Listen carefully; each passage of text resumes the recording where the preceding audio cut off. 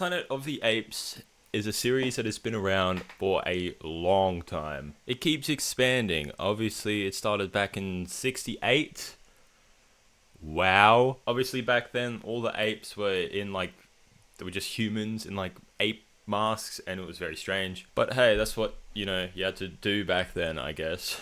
Obviously, technology has come a long way, and so have movies. So the technology kept advancing and advancing. They rebooted this series in 2001. It had Mark Wahlberg in it. I honestly don't know if they used CGI for that one. I just know that they rebooted it. I'm gonna look it up. Unfreeze my streak, Duolingo. Excuse me. Oh, whoops. Apparently, I didn't do my Duolingo yesterday. This is not me.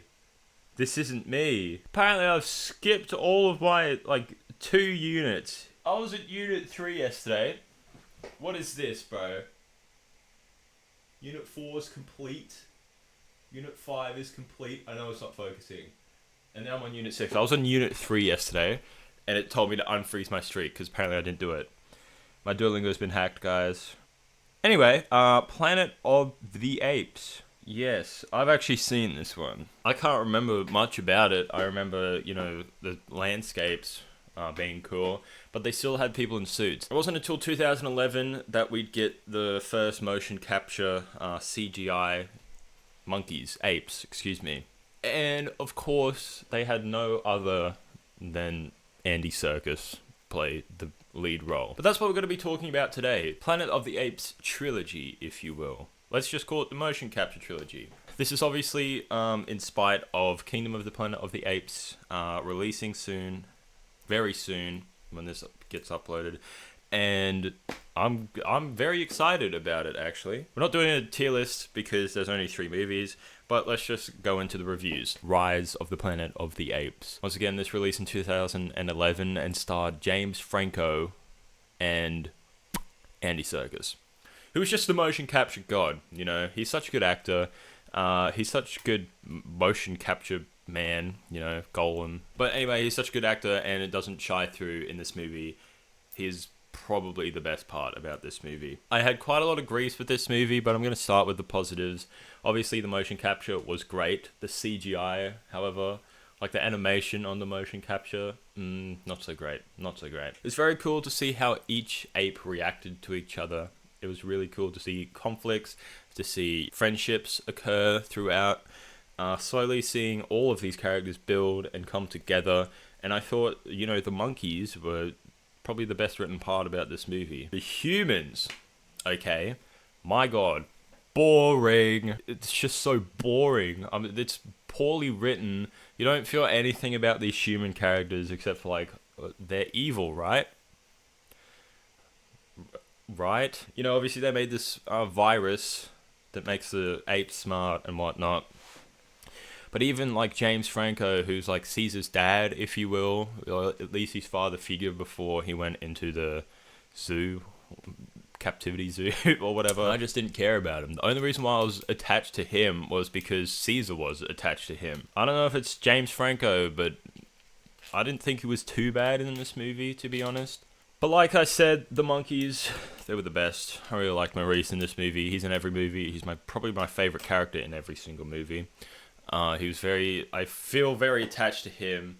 Not so much in this movie. This movie was alright at best.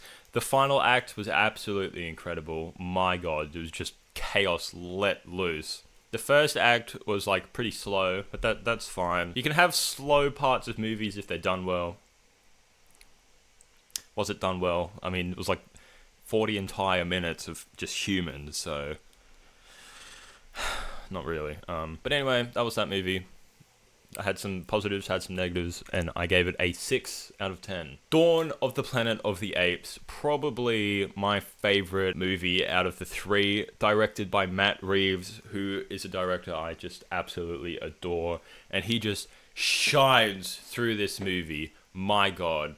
Straight away, I noticed this movie shot in a 1.85 to 1 ratio, which just looks incredible. I like it way more than, the 16:9 landscape that the other two are shot in. I don't know why he chose to do the 16:9 landscape for the next movie, but who cares? This movie was shot gorgeously. The beauty of this movie, of the scenery, of the environment, of the settlements even that the humans are in, my goodness. The forest felt deep and rich and real, and obviously the motion capture, the CGI, the animation just skyrockets in improvement. I cannot even begin to fathom how long it would take to animate and motion capture hundreds of monkeys, just hundreds of them.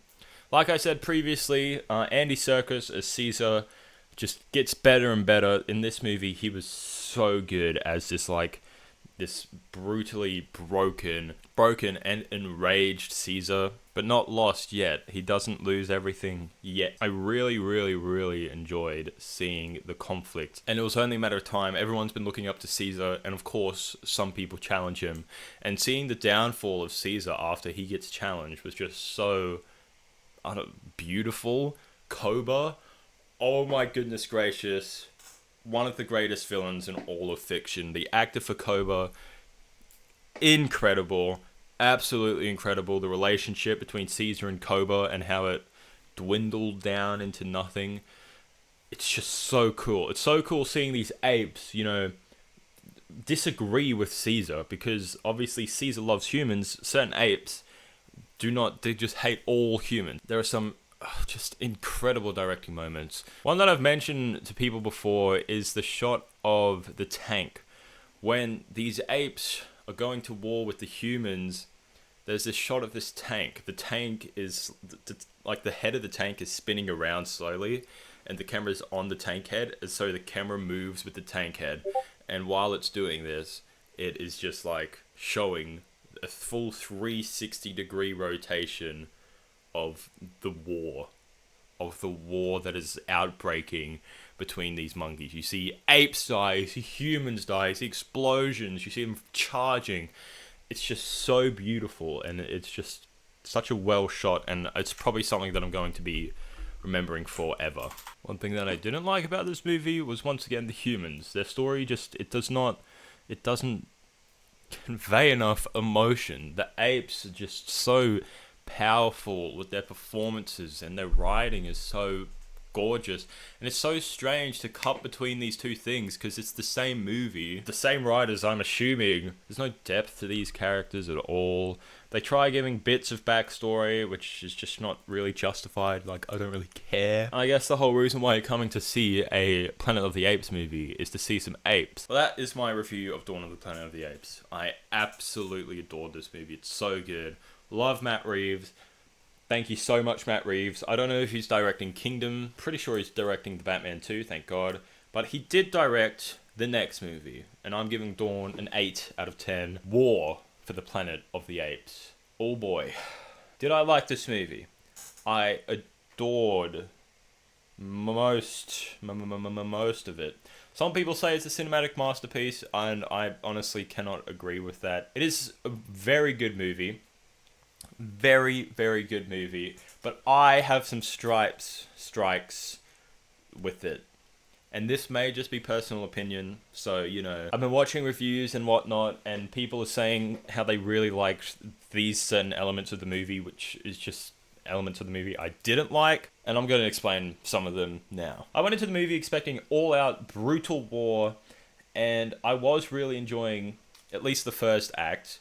Seeing these monkeys, these apes, just walk through these vast open places, experiencing the absolute fallout of war that's occurred. It's just so beautiful.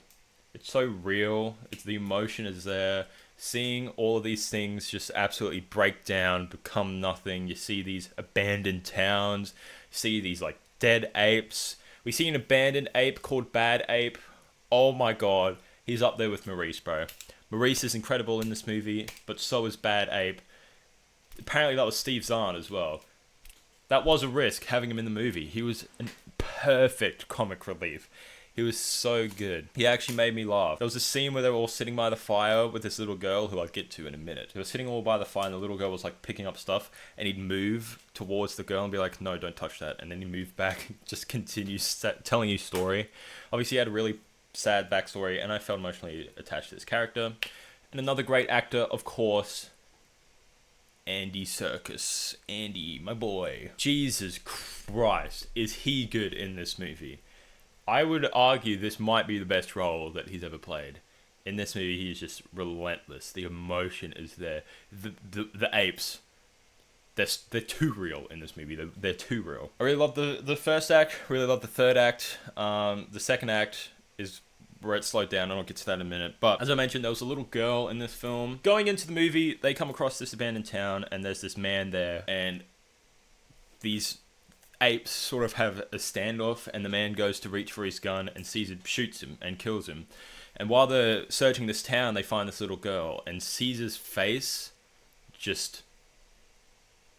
You can just see everything just rush out of him. All the emotion. He's like, I've just killed this person's father. And he knows what this is like because his wife and son got killed at the start of the movie by Woody Harrelson. And it's just, I love that scene so much. Obviously, it was very sad, but it was so good. These horrors of war. However, this little girl I did not like, and I don't know, I haven't watched any trailers for Kingdom of the Planet of the Apes because I don't like watching trailers, but I'm assuming this might be Freya Allen's character in Kingdom. There's another scene where they went to this place and there was a cherry blossom tree just outside in the pouring snow. By the way, it would be dead. This ape that's with the crew goes up to the cherry blossom tree, picks one, and gives it to her. And eventually in this movie, this ape dies, and the little girl gives him the cherry blossom that he gave her. This would be really cute if these two things didn't happen back to back, literally a minute between each other. It felt very forced and rushed. It was like, it would have been cuter if they kept him alive a bit longer.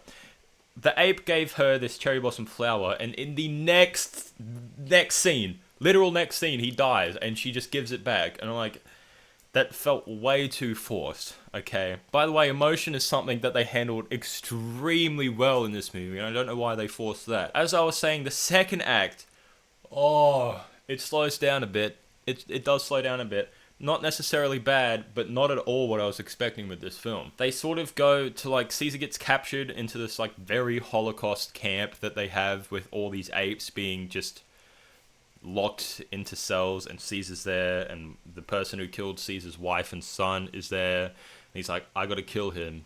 And then he's like, no, actually, dummy, you're gonna stay here. And there's like this 10-minute long scene of them just speaking to each other. 10 minutes!